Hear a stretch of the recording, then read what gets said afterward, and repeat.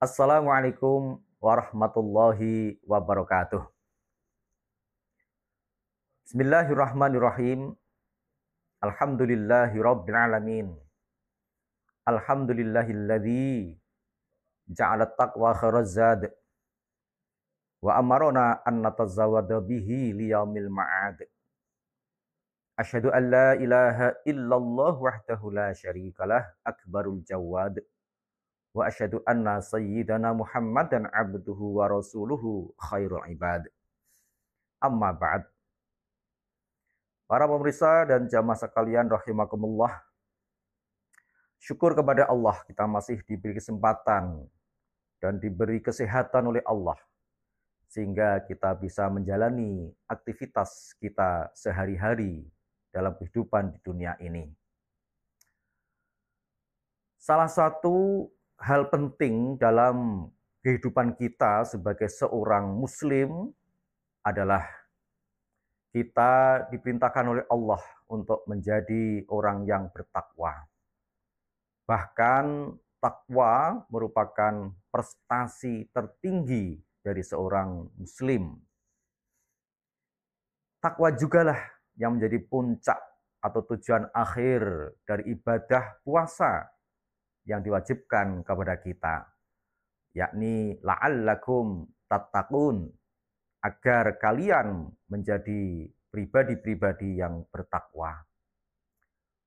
Takwa seringkali dipahami sebagai imtithalu awamirillah wajtinabu nawahihi sirran wa alaniyan. Menjalankan segala perintah Allah dan menjauhi segala larangannya, baik dalam keadaan sepi sendirian maupun di dalam keramaian. Definisi atau pengertian takwa semacam itu sesungguhnya tidak salah. Namun kiranya takwa yang diberi pemahaman atau pengertian seperti itu cenderung kemudian dipersempit dalam konteks hubungan manusia dengan Tuhannya, hablum minallah. Sehingga takwa tidak menjangkau hubungan manusia dengan sesamanya, dengan dirinya sendiri, apalagi dengan alam lingkungannya. Karena itulah pengertian takwa yang sekiranya agak lebih komprehensif disampaikan oleh Syekh Afif Abdul Fattah di dalam kitabnya Ruhuddin Al-Islami. Beliau mengatakan, at-taqwa huwa ayyattaqiyal insanu ma yughdibu rabbahu wa ma huwa dararun li nafsihi au idrarun li ghairihi. Bahwa takwa adalah seandainya manusia bisa terhindar atau menghindarkan diri atau menjaga diri dari segala apa yang bisa menyebabkan Allah murka, dan bisa menghindarkan diri atau menjaga diri dari segala apa yang membuat mudarat bagi dirinya sendiri dan juga bisa menimbulkan mudarat bagi orang lain. Pengertian takwa yang demikian kiranya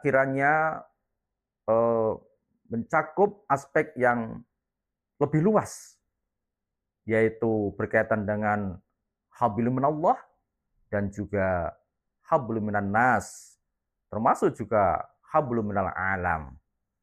Bahwa orang yang bertakwa tidak saja dituntut untuk menjalankan segala perintah-perintah Allah dan menjauhi segala larangannya, namun juga dituntut untuk bisa mencegah dari segala sesuatu atau menahan diri dari segala sesuatu yang bisa menimbulkan mudarat bagi dirinya sendiri dan juga termasuk menimbulkan mudarat bagi orang lain. Dalam konteks inilah maka takwa ini bisa bernilai sosial, bahwa orang yang bertakwa juga harus dituntut untuk peduli pada masalah-masalah lingkungan. Ini pula yang sebetulnya dituju oleh ibadah puasa ketika Allah mengatakan bahwa tujuan puasa adalah la'allakum tattaqun, agar kalian menjadi orang-orang yang bertakwa. Ya, la'allakum tattaqun dipahami oleh Profesor Quraish Shihab sebagai terhindar dari segala macam yang menimbulkan kemudorotan dan bisa menimbulkan masalah bagi diri seseorang. Sesuatu yang bisa menimbulkan mudorot atau menimbulkan masalah bagi diri seseorang berarti itu berhubungan dengan masalah-masalah hablum minan nas. Termasuk misalnya berkaitan dengan bagaimana kita bisa menjaga lingkungan ini. Hal-hal kecil seperti misalnya membuang sampah pada tempatnya, tidak misalnya melakukan tindakan-tindakan yang bisa merugikan orang lain misalnya, itu juga bagian dari nilai takwa itu sendiri. Karena itulah takwa sekali lagi memiliki nilai yang sebetulnya berhubungan dengan aspek sosial dan juga berhubungan dengan aspek-aspek ketuhanan. Sebetulnya ketika takwa dipahami sebagai menjaga diri atau menjalankan segala perintah Allah dan menjauhi segala larangannya, itu kalau dipahami secara lebih komprehensif, sesungguhnya juga sudah bisa mengakomodir berbagai aspek kehidupan manusia. Karena sesungguhnya menjalankan perintah Allah dan menjauhi larangannya, ini tidak hanya berkaitan dengan masalah hukum-hukum moral yang berkaitan dengan perintah dan larangan sebagaimana termaktub di dalam kitab suci, melainkan juga bisa berkaitan dengan hukum-hukum alam, natural law, dan itu juga adalah hukum Allah sesungguhnya. Jikalau kita bisa melaksanakan perintah-perintah Allah baik yang termaktub di dalam hukum-hukum moral maupun hukum-hukum alam itu dengan sebaik-baiknya, itulah yang menjadikan kita menjadi pribadi-pribadi yang bisa terhindar dari murka Allah, baik di dunia ini maupun di akhirat nanti. Murka Allah ketika melakukan pelanggaran terkait dengan hukum alam misalnya, ketika kita membuang sampah tidak pada tempatnya, melakukan penggundulan hutan misalnya, maka akan menimbulkan akibat yang bisa dirasakan dalam kehidupan di dunia ini. Banjir, tanah longsor, dan sebagainya misalnya. Nah, pelanggaran kita terhadap hukum moral, yaitu hukum-hukum yang termaktub dalam kitab suci, tentu saja akan kita dapatkan nanti di akhirat. Oleh karena itulah, sekali lagi, takwa sesungguhnya menjangkau seluruh aspek kehidupan manusia.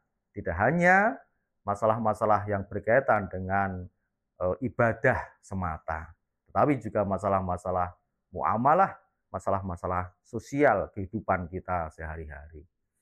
Dengan demikian, jikalau kita sudah menjadi pribadi-pribadi yang bertakwa, itulah yang akan menjadikan kita menjadi orang yang beruntung.